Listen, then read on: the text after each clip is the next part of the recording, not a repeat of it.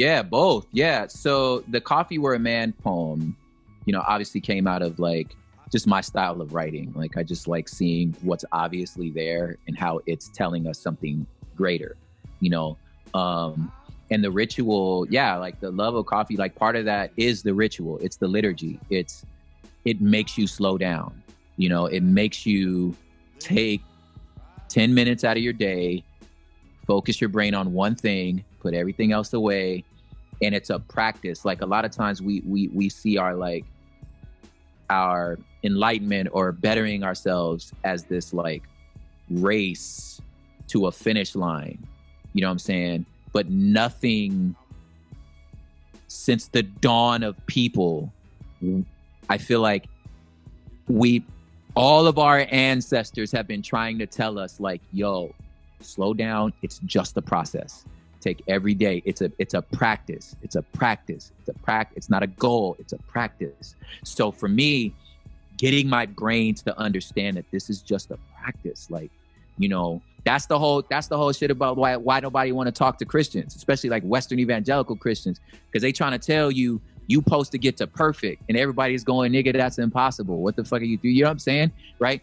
But low key, like, I come from the school of thought that, like, first of all, that's not even what the books say. You know what I'm saying? Number one. And then number two, like, that's not even like any examples of people we would admire. Nobody thought like that. Everybody else was like, yo, this is a practice, man. This is just every day. You just wake up. Every day you wake up and it's a practice. You feel me? Right? I'm not gonna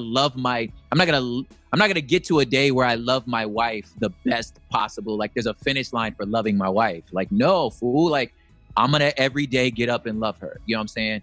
So for me, I know it's like so lofty, but for me, I found something to do with my hands that reminds me that this life is just a practice.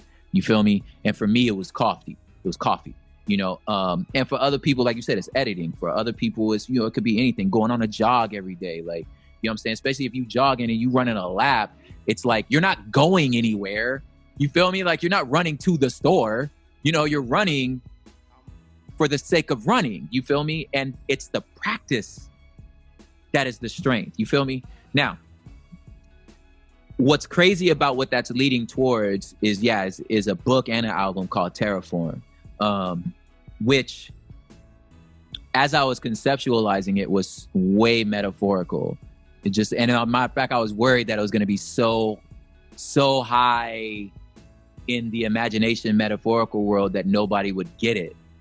And then a global pandemic hit, and then 18 countries started like rioting in the streets. And it was like, oh, never mind, we're going to have to do this, right? So the idea of terraform it's a science fiction term. It's when you find a distant planet that you want to make habitable, like you want to make it livable for humans.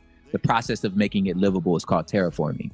So I thought, well, why don't we do that here? Because clearly the way we living right now ain't sustainable.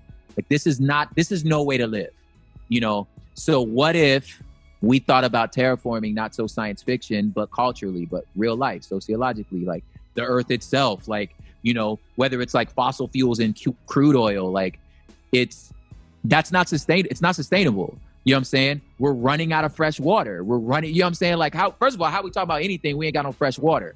You know what I'm saying? Like, so what we need to start over the way that, it's going back to the police thing.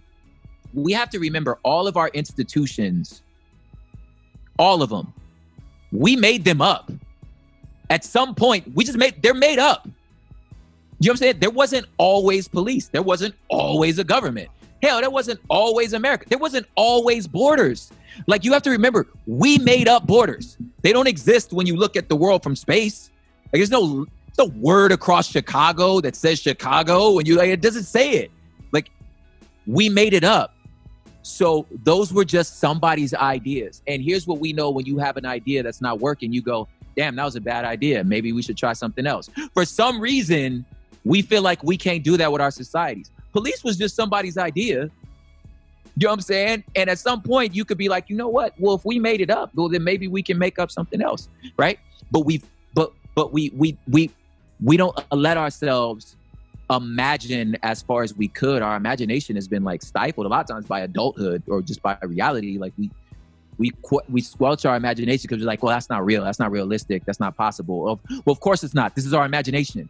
You know what I'm saying? Right? You know, so, but if you don't let yourself have that sort of like what I like to call like a prophetic imagination, like let it go. You know what I'm saying? If you're so worried about what's possible to pull off, then you shooting for a C-. Like, nah, fool, shoot for the A. That's a utopian world. Well, yes, of course I want a perfect world. What are you talking about? Why would I not try to imagine perfection? Like, what are you talking about? Well, that's not feasible. Well, of course it's not, because you don't think it's real. You know what I'm saying? I'm like, neither is what we're doing now. What the way the culture is now isn't feasible. Nobody could imagine. You think somebody could imagine the internet 100 years ago? Like, nobody could imagine that, but here we are. You know what I'm saying? So the book is about just imagining a better future. You know what I'm saying? Like, if you could start culture from scratch, which we're going to have to, right? How would you build it? That's what Terraform is.